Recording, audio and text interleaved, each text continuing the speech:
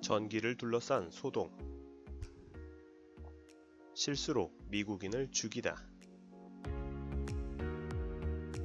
조선시대 최초의 발전기는 1886년 12월 미국의 윌리엄 맥케이가 도입한 것이다. 맥케이는 기술자로 초빙된 뒤 부인과 아들을 데리고 조선에 왔고 도착 즉시 발전기를 저장할 시설을 짓기 시작했다. 그런데 1887년 3월 8일 불행이 찾아왔다. 경복궁에 전기를 가설하던 과정에서 맥케이를 호위하던 조선의 한 젊은 군인이 그의 권총을 살펴보다가 그만 변고를 내고 만 것이다. 와, 총이 이렇게 작을 수도 있나? 거참 신기하네. 주물럭 뒤적뒤적 만지작 그랬는데 탕! 하필 총알이 맥케이의 가슴에 격발이 된 것이다. 모발 사고였다. 맥케이는 곧장 알렌의 병원으로 이송되었지만 상처가 너무 커서 방도가 없었다. 결국 다음 날 아침 6시 목숨을 잃고 마는데 맥케이는 죽기 전 이런 말을 남겼다. 실수로 그런 것이니 그 사람을 처벌하지 말도록 해주시오. 물론 우연히 발생한 사고였고 다른 미국인들도 사건을 목격했기에 모두 처벌하지 말라는 것에 동의하고 있었다. 그러나 외국의 간섭과 공세를 두려워하던 조선은 사고를 일으킨 군인을 즉시 체포했다. 그리고 그는 감옥에서 호되게 매를 맞고 사형을 언도받는다.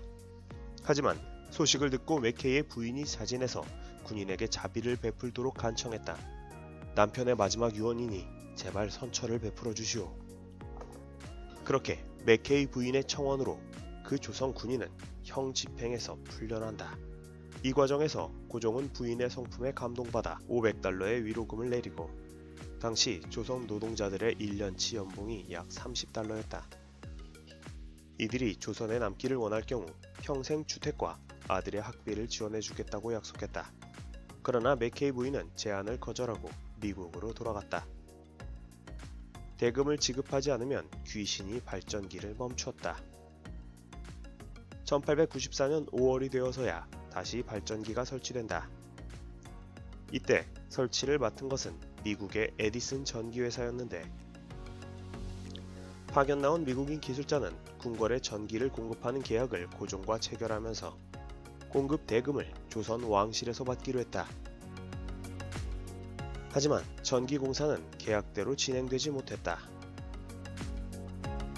그 이유는 당시 악명 높은 관료의 부정부패 때문이었다.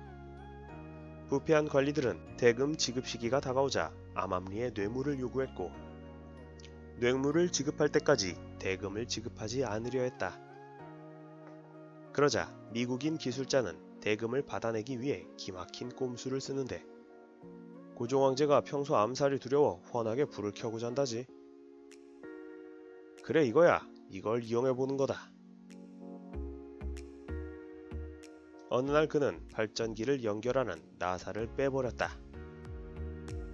고종은 그날 저녁 어둠이 내렸는데도 전기가 들어오지 않자 긴장을 감추지 못했다. 다급해진 고종은 기술자에게 이유를 물었다. 그러자 그 미국인은 이렇게 답했다. 아마도 아직 대금을 받지 못한 탓에 귀신이 발전기를 멈춘 것 같사옵니다. 그 귀신은 돈을 받을 때까지 일을 하지 않을 듯하옵니다. 그러자 고종은 노발대발했다. 아니 왜 아직도 대금을 지불하지 않았나? 지금 당장 지급해라. 아니면 너희들의 목을 치겠다.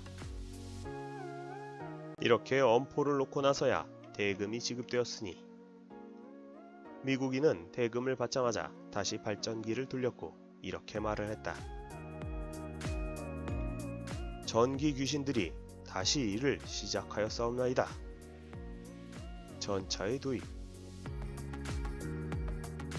전기가 처음 들어왔을 때 사람들의 반응은 생각만큼 좋지 않았다. 실제 전기는 일반 사람들의 생활에 별반 도움을 주지는 못하면서 오히려 불편만 끼쳐 얄밉기까지 한 존재였다. 무엇보다 논과 밭을 가로질러 제멋대로 설치된 전봇대와 전깃줄은 매우 성가신 것이었고 전봇대로 쓰일 나무의 공출과 이를 세우기 위한 부역은 작동민들을 괴롭혔다. 에라이 잡것! 이놈을 세운다고 내 놈만 다 망쳤네. 게다가 당시 사람들은 대부분 미신을 신봉했기 때문에 전기 도입에 크게 반대하고 나섰다. 1898년 전기를 처음 서울에 도입했을 때 사람들은 전깃줄이 귀신을 화나게 할 거라고 걱정을 하는가 하면 일부에서는 극심한 가뭄을 두고 전깃줄을 탓하기도 했다.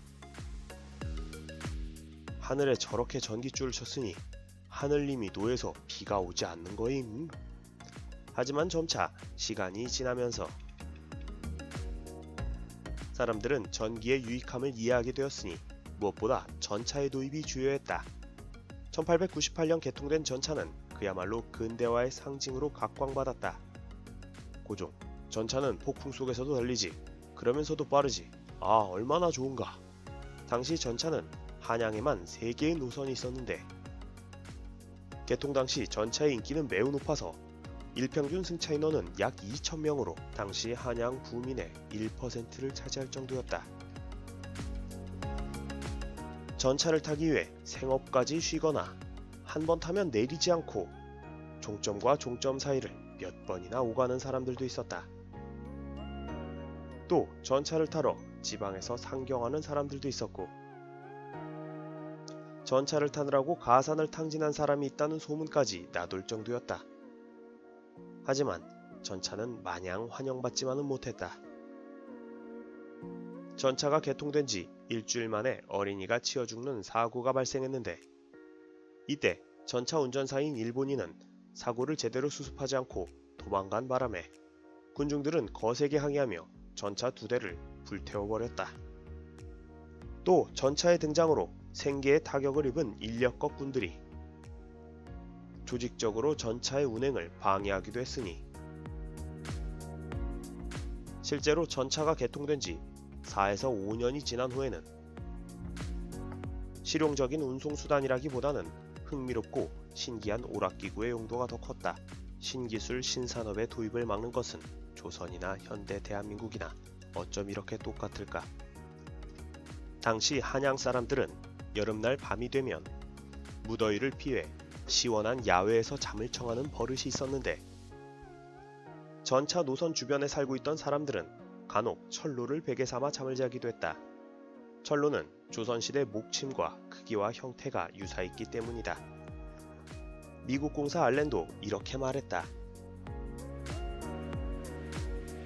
철로와 토마토 깡통은 가난한 조선 사람들이 베개 대신 사용하기에 아주 좋은 물건이다. 더군다나 철로의 냉기는 한여름밤 무더운 몸을 식히기에 아주 좋았다. 이거 베고 자면 더위가 확 가시더라.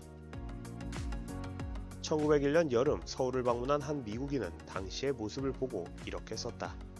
조선인들은 차갑지만 안락한 철로에 머리를 베고 하얀 옷을 입은 채 길게 누워 멀리서 보면 마치 유령들의 행렬 같다. 그런데 어느 날 참변이 발생한다. 야간 전차 시간은 원래 오후 11시 30분에 출발해 12시에 종착역에 도착하는 것이었다. 철로 인근에 살고 있던 사람들은 대부분 전차의 운행 시간을 잘 알고 있어 막차가 지나가고 나서야 비로소 돗자리를 깔고 철로에 목을 베고 누워 찬 밤 공기를 즐기곤 했다. 그런데 1901년 8월 어느 날이었다. 이날은 기술적 문제 때문에 막차의 출발이 지연되었다. 하지만 평소 철로에서 잠을 청하던 사람들은 전차가 늦게 출발했다는 사실을 알지 못한 채 평소처럼 철로를 베고 잠을 청했다. 당시 기관사는 밤이 깊었고 시간도 이미 늦었기 때문에 탈 사람도 없다고 여겨 전차가 오는 것을 알리는 종을 치지도 않았다. 더구나 시간이 늦었기 때문에 지체된 시간을 만회하기 위해 평소보다 빨리 운행했다. 그랬는데 뒤늦게 철로에 누운 사람들을 보고 급히 종을 울리며 전차를 멈추려고 했지만 이미 늦어 결국 이들을 치고 말았다. 결국 두 사람은 마치 단두대에서처럼 목이 덜컥 잘리고 말았다. 사람들은 두려움에 떨며 모여들었고 곧 크게 분노했다. 세상에, 이렇게 끔찍한 일이 있나? 당장 이 살인 기계를 부숩시다. 생명의 위협을 느낀 기관사는 가까스로 몸 하나는 빼내 탈출할 수 있었지만 전차는 곧 불에 타고 완전히 파괴되어 버렸다. 다음 날 아침 한성 전기회사는 철로가 회사의 사유재산임을 알리는 전단을 도시 전역의 전봇대에 붙이며 대응하기 시작했다. 하지만 이를 접한 사람들은 전단을 거칠게 찢어버리고 화를 냈다. 여기 땅이 다 니들 거냐? 앞으로도 계속 철로를 베고 잘 거니까 어디 알아서 해보라고. 이참에 전차를 모조리 불태워버리던지 해야지. 라며 다시 폭동을 일으킬 것이라고 위협했다.